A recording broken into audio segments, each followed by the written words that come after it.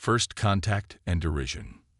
The Galactic Assembly's Grand Hall fell silent as Ambassador Chen Wei stepped onto the speaking platform. The curved walls, adorned with holographic representations of thousands of worlds, seemed to close in around her. Hundreds of alien delegates watched with a mixture of curiosity and barely concealed disdain as the first human representative addressed the assembly. Distinguished delegates of the Galactic Assembly, I bring greetings from Earth, Chen began, her voice steady despite the sneers she could see on many alien faces. The translator nodes floating around her head converted her words into the symphony of clicks, whistles, and electromagnetic pulses that made up the various languages of the assembled species. From their elevated observation pod, two Verlaxian diplomats watched the proceedings with amusement. Look at how their limbs shake, one whispered to the other, mandibles clicking. Their species hasn't even mastered basic genetic stabilization yet. The Verlaxians weren't alone in their assessment.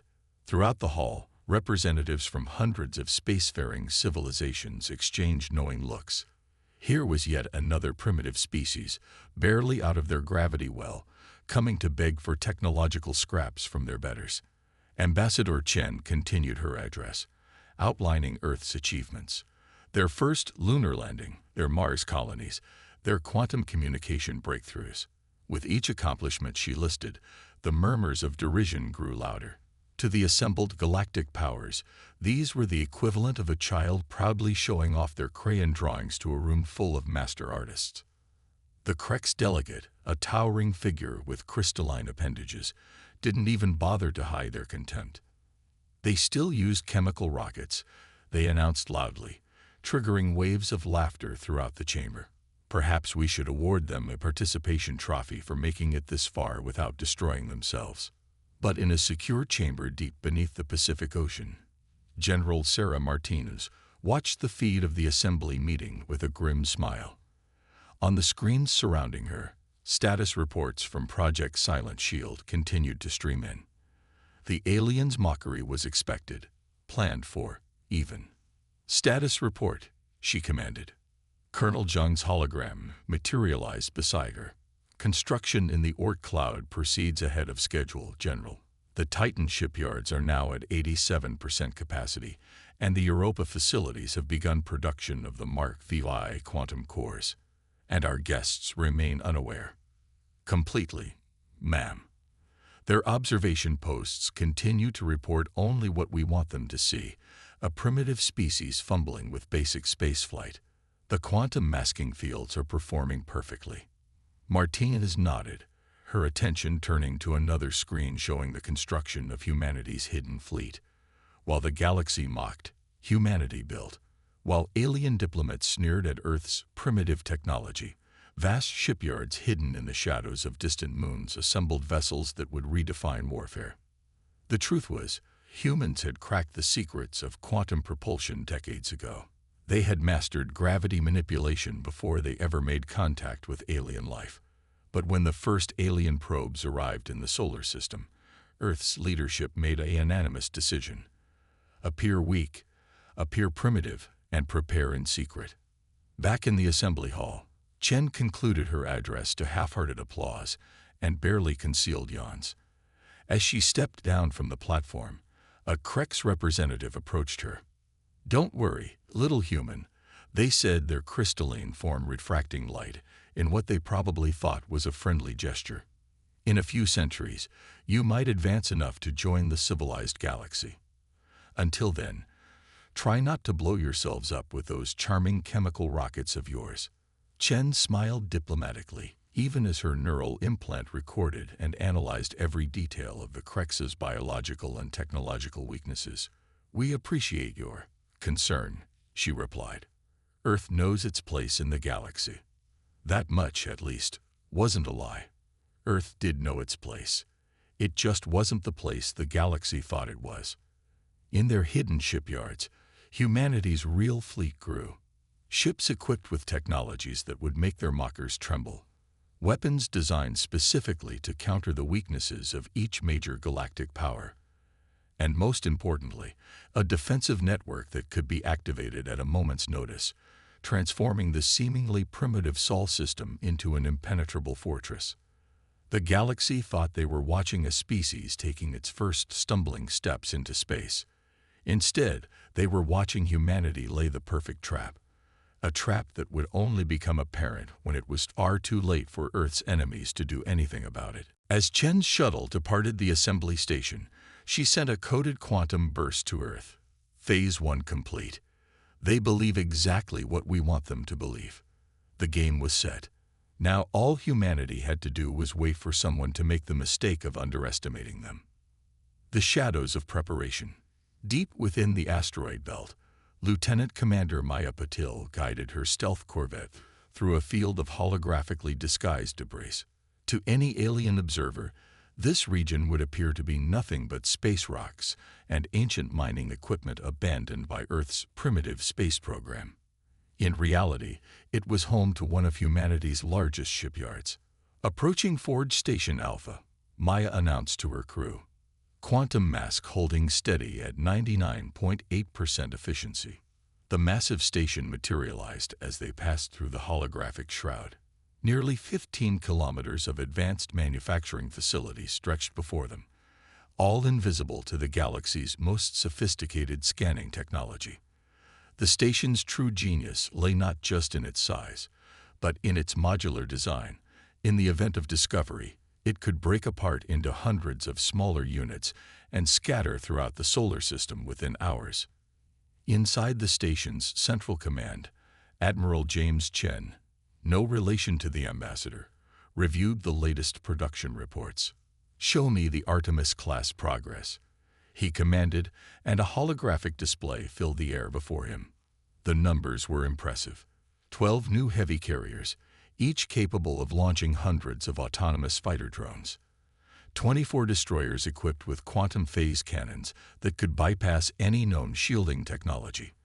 But most importantly, the first of their planet killer-class vessels was nearing completion.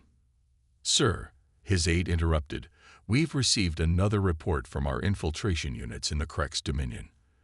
Their military council is seriously considering Earth as their next expansion target." The Admiral allowed himself a small smile. "Right on schedule. Are the bacterial rewriting protocols ready?" "Yes, sir. Once deployed, they'll completely neutralize the Krex's crystalline technology advantage. Their ships will quite literally dissolve from the inside out." This was humanity's true strength. While the galaxy saw them as technological infants, they had spent decades studying every potential adversary, developing countermeasures for technologies they weren't supposed to know existed. The Krex's living crystal ships. Humanity had developed specialized nanobacteria to break them down. The Verlaxians' supposedly impenetrable quantum shields. Earth's scientists had found 3 different ways to bypass them completely. In a hidden facility beneath Europa's ice, Dr. Sarah Wong led the final tests of humanity's latest innovation. "Initialize the Phantom Drive," she commanded, watching as the prototype ship before her seemed to fold in on itself, disappearing not just from sight, but from reality itself. "Phantom Drive stable," her assistant reported. "The ship exists in a quantum superposition of 17 different dimensions simultaneously. Even if they detect something, they won't know what they're looking at." This was the true face of human innovation, not the clumsy chemical rockets they showed the galaxy, but technologies that pushed the boundaries of what was thought possible. Every mockery, every dismissive comment from the galactic community had only fueled their determination to perfect these systems in secret. Back on Earth, in the Underwater Command Center, General Martinez reviewed the latest intelligence from their deep cover agents. The Krex were indeed preparing for what they thought would be an easy conquest. Their military leadership had already begun drawing up plans to civilize Earth and exploit its resources. "They're preparing a fleet," Colonel Zhang reported. "Early estimates suggest over 300 capital ships." Martinez nodded. "And our response capability. We can have our entire fleet mobilized within 6 hours of the first incursion. The lunar defense grid is fully operational, and our Phantom ships are positioned throughout the system. The moment they enter Sol space, We can hit them from 17 different vectors simultaneously, and the civilian evacuation protocols, ready to implement at a moment's notice. We can have the entire surface population in our underground arcologies within 12 hours. This was what the galaxy didn't understand about humanity. They saw Earth's scattered surface cities and thought them vulnerable. They didn't know about the vast underground networks, the orbital defense platforms disguised as communication satellites, or the quantum-linked evacuation systems that could transport millions to safety in minutes. In the Oort cloud, the final pieces were falling into place. Automated factories worked tirelessly, producing advanced weaponry that the galaxy thought was centuries beyond human capability. Stealth ships patrolled the system's edges, their phantom drives making them virtually undetectable as they gathered intelligence on passing alien vessels. Humanity had learned from Earth's long history of conflict. They knew that appearing weak while being strong was far more advantageous than the reverse. Every dismissive report from alien observers, every mockery of their primitive technology, was carefully collected and analyzed, helping them perfect their deception. The galaxy thought they were watching a species still learning to crawl. Soon, they would learn that humanity had not only learned to run, they had learned to fly, to fight, and to win in ways that would redefine warfare itself. The Dominion's mistake. High Admiral Seahax of the Krex Dominion stood aboard his flagship's command bridge, his crystalline form gleaming with anticipated triumph. The invasion fleet, 300 of the Dominion's finest capital ships, emerged from quantum space at the edge of the Sol system. Their arrival was heralded by a ripple of distorted space-time that the primitive sensors would surely mistake for a natural phenomenon, if they could detect it at all. "Begin the conquest protocol," Skex commanded, his crystalline appendages clicking with satisfaction. "Remember, minimal damage to the infrastructure. We want their resources intact." Throughout the fleet, Krex warriors prepared for what they assumed would be a simple operation. Their intelligence suggested that Earth's defenses consisted of nothing more than a handful of orbital satellites and a few primitive kinetic weapon platforms. The humans' much-vaunted Mars colonies were considered so technologically backward that the Krex hadn't even bothered to allocate forces to subdue them. In the underwater command center, General Martinez watched the Krex fleet's arrival on quantum-mapped displays. She allowed herself a small, grim smile. "They brought exactly the number of ships we expected. Initiate Operation Checkmate." Across the solar system, humanity's hidden fleet received their activation codes. In the asteroid belt, beneath the ice of Europa, within the storms of Jupiter, and countless other carefully concealed locations, ships that didn't officially exist powered up their phantom drives. The first indication that something was wrong came when the Krex fleet's forward sensors detected an anomaly. "High Admiral," a sensor operator reported, their crystalline form vibrating with confusion. "We're detecting quantum phase fluctuations throughout the system, but they're not matching any known pattern." Seahax dismissed the concern with a wave of his appendage. "Probably some natural phenomenon these primitives haven't even discovered yet. Proceed with thee." His words were cut short as reality itself seemed to tear open around his fleet. Ships that hadn't existed moments before materialized in perfect attack formation, their phantom drives allowing them to appear precisely where they would do the most damage. Impossible. Skax's crystalline form vibrated with shock as human vessels, far more advanced than anything Earth was supposed to possess, emerged from quantum superposition less than a kilometer from his flagship. Lieutenant Commander Maya Patel's voice echoed across all Krex communication channels, transmitted in perfect crystalline common. "This is the Earth Defense Fleet to the Krex invasion force. You have entered restricted space. You have 30 seconds to surrender before we demonstrate exactly how primitive we aren't." The Krex response was predictable. They opened fire with their most powerful weapons.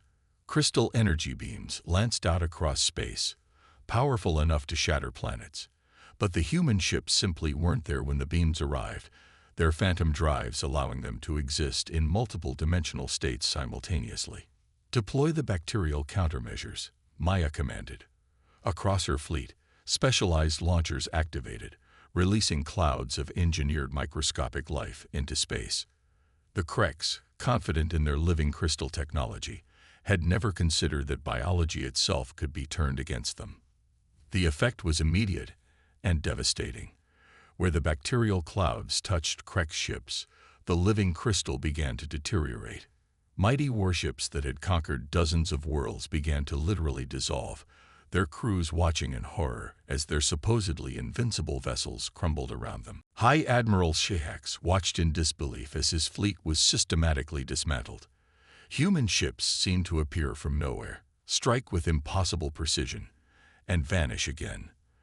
Their weapons bypassed the Kreks' most advanced shields, as if they didn't exist. Worse, the humans seemed to know exactly where to hit for maximum effect, targeting crucial systems with uncanny accuracy. How? He demanded, his crystalline form trembling with rage and fear. How did they hide this level of technology? The answer came in the form of Ambassador Chen's voice, broadcasting across all frequencies. We didn't hide our technology, High Admiral. We hid our potential. You saw exactly what you expected to see, what you wanted to see. A primitive species, easy to conquer. That was your first and last mistake. As if to punctuate her words, the massive form of humanity's first planet killer-class vessel phased into normal space directly above the Kreks flagship. It was larger than anything the Dominion had ever built, its quantum phase cannons already charging with enough power to reduce a gas giant to its constituent atoms.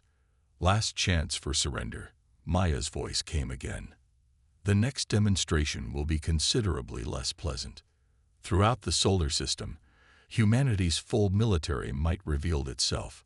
The orbital defense grid around Earth dropped its holographic disguise, showing its true form, not primitive satellites, but a network of quantum-linked weapon platforms that could reduce any invasion fleet to scattered atoms. The Kreks fleet, once mighty and proud, now found itself surrounded, outgunned, and facing an enemy that had prepared specifically to counter every advantage they possessed. It had all been a trap, years in the making, and they had walked right into it. Turning the tide. High Admiral Shahax's crystalline form dimmed as he watched his mighty fleet crumble before him. Throughout the Sol system, the careful deception of years was unraveling to reveal humanity's true face, not as primitive upstarts, but as a force that had orchestrated every moment of this encounter. Multiple Kreks vessels attempting emergency quantum jumps, reported Colonel Zhang from the Europa Command Center. The fleeing ships hit invisible barriers, their quantum drives screaming in protest as they encountered technology they couldn't comprehend. Quantum denial field holding steady, Dr. Wong confirmed from her station. They're not going anywhere unless we allow it. The Kreks' desperation mounted as they discovered that retreat wasn't an option. Their supposedly superior quantum drive technology they had mockingly offered to eventually share with the primitive humans, was being actively countered by fields and forces their sensors couldn't even properly detect. Lieutenant Commander Maya Patel's voice cut through the chaos again. To all Kreks vessels, your quantum drives have been neutralized. Your crystalline technology is being systematically disabled. You are trapped in a system that you gravely underestimated, facing an enemy you fatally misjudge. What happens next is your choice. In the Underwater Command Center, General Martinez watched the tactical displays with grim satisfaction. Decades of preparation, of carefully crafted deception, were paying off. The Kreks fleet, one of the most powerful military forces in the known galaxy, was being systematically dismantled by weapons and tactics specifically designed to counter them. They're attempting to regroup near Saturn's rings, an analyst reported. Approximately 60 capital ships still combat-capable. Martinez nodded. Deploy the Phantom Swarm. From hiding places throughout the rings of Saturn, thousands of autonomous drone fighters emerged. Each was smaller than a typical fighter craft, but packed with technology that the galaxy's greatest powers thought impossible. They moved in patterns that defied traditional space combat doctrine, their quantum-linked AIs coordinating in ways that organic pilots couldn't match. The remaining Krex ships found themselves engaged in a battle that broke every rule they knew. The human drones didn't move in traditional attack patterns. They existed in multiple dimensional states simultaneously, appearing to strike from impossible angles before vanishing again. Their weapons weren't just designed to damage Krex ships. They were crafted to humiliate, to demonstrate just how completely humanity had prepared for this moment. High Admiral Shax watched in horror as his proud warships were reduced to drifting debris by enemies they couldn't even properly track. How? He demanded again, his voice broadcasting across all frequencies.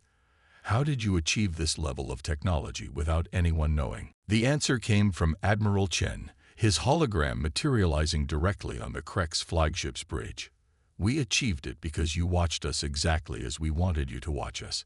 Every primitive rocket launch, every clumsy attempt at colonization, every seemingly inferior piece of technology. It was all a performance, Admiral. A performance you and the entire galaxy eagerly believed because it matched your preconceptions. The hologram smiled. Did you never wonder why Earth seemed to progress so slowly compared to other species? Why our technology appeared to develop in such predictable, easily observable ways? The truth is, we showed you what you expected to see, while our real advances happened in places you never thought to look. Throughout the solar system, humanity's hidden infrastructure continued to reveal itself. Quantum sensors detected Krex attempts to call for reinforcements and systematically blocked them. Specialized electronic warfare suites, far more advanced than anything the Krex had encountered, turned their own command and control systems against them. The Phantom Swarm pressed its advantage, herding the remaining Krex ships into a tight cluster near Titan.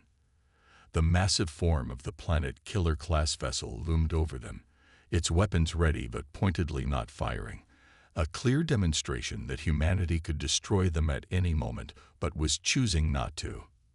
Your fleet is defeated, Maya announced. Your technology has been countered. Your retreat has been cut off. But unlike many species we've studied in your history, we're not interested in annihilation. We're interested in understanding. The message was clear. Humanity had beaten the Krex not just militarily, but philosophically. They had learned from the galaxy's history of conquest and chosen a different path. They had developed the power to destroy their enemies utterly, then deliberately chosen not to use it. A new dawn. 3 months after what historians would later call the Sol Revelation, Ambassador Chen stood once again before the Galactic Assembly. The chamber that had once echoed with mockery and derision now sat in attentive silence. The representatives who had sneered at humanity's primitive technology now watched with a mixture of fear, respect, and burning curiosity. Distinguished delegates, Chen began, a slight smile playing at the corners of her mouth. I believe it's time we had an honest conversation about Earth's place in the galaxy. The assembly chamber's holographic displays showed real-time footage of the Krex surrender, their once mighty fleet now peacefully docked at Earth's quantum shipyards. Their crews were being treated not as prisoners, but as guests, albeit carefully monitored ones. For decades, you watched us stumble through space, Chen continued. You saw exactly what we wanted you to see, a species learning to crawl. What you didn't see was humanity's greatest strength, our ability to learn from history, including yours. The displays shifted to show humanity's true technological achievements, quantum drives that made the galaxy's best look primitive, phantom drive technology that redefined what was possible in space combat, biological countermeasures that could neutralize any known weapon system. We studied every conquest in galactic history, Chen explained. We saw how advanced civilizations revealed their capabilities too soon, making themselves targets. We saw how younger species were colonized and exploited, and we decided to write a different story. In the assembly chamber's upper tiers, the Verlaxian delegates who had once mocked humanity's shaking limbs now sat rigid with attention. Their own intelligence services had confirmed the impossible. Humans had developed technologies that their best scientists had deemed theoretical at best. But Earth's revelation comes with an opportunity, Chen continued. We don't seek conquest or dominion. We seek understanding. Every technology we developed, every advancement we achieved, was built on one fundamental principle: the defense of life and liberty, not just for humanity, but for all sentient beings. The displays showed new images, human scientists working alongside Krek's engineers, sharing insights that benefited both species. The bacterial weapon that had disabled the Krek's fleet was being modified into a preservation tool, protecting their living crystal technology from natural degradation. The galaxy believed we were isolated on our little blue world, Chen said, her voice carrying to every corner of the chamber. The truth is, we were never isolated. We were preparing, not just to defend ourselves, but to change how species interact with one another. In orbit around Earth, the first joint human Krek's research station was taking shape. The former invasion fleet, now recommissioned for peaceful purposes, formed the backbone of a new collaborative effort. The crystals that had once powered weapons now house quantum computers dedicated to solving the galaxy's greatest challenges. Today, we extend an invitation to all species, Chen announced, not to submit to Earth's power, but to join us in redefining what power means. We've proven we can win a war. Now let us prove we can build a peace. The assembly chamber erupted in discussion. Species that had dismissed Earth as irrelevant now scrambled to establish diplomatic relations. The Verlaxians, perhaps remembering their earlier mockery, were among the first to approach with offers of technological exchange. In the underwater command center, General Martinez watched the assembly broadcast with satisfaction. "Think they understand yet?" she asked Colonel Zhang. "That humans are more than they appear." Zhang smiled. "They're beginning to. But I think they're still missing the bigger picture." Martinez nodded. "That we didn't just hide our technology. We hid our vision for the future." Throughout the solar system, humanity's hidden infrastructure began to serve new purposes. Shipyards that had built weapons now constructed research vessels. The quantum detection network that had trapped the Krek's fleet was repurposed to predict and prevent natural disasters on dozens of worlds. The galaxy had expected Earth to emerge as a new military power, throwing its weight around like every other advanced civilization before it. Instead, they found something unprecedented. A species that had developed overwhelming military superiority in secret, only to use that position to foster cooperation rather than dominance. Ambassador Chen concluded her address to thunderous applause. Genuine this time, not the condescending appreciation of her first appearance. "Remember this day," she said, "not as the day Earth revealed its strength, but as the day the galaxy learned that true power lies not in the ability to destroy, but in the choice to create." As she stepped down from the platform, Chen couldn't help but smile at the Krek's delegate, the same one who had mockingly advised Earth not to blow itself up with chemical rockets. "Don't worry," she said, echoing their earlier condescension. "In a few centuries, you might understand what real civilization looks like."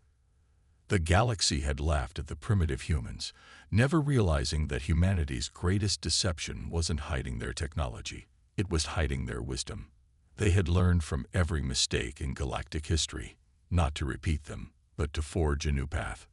The era of mockery was over. The age of true cooperation was about to begin.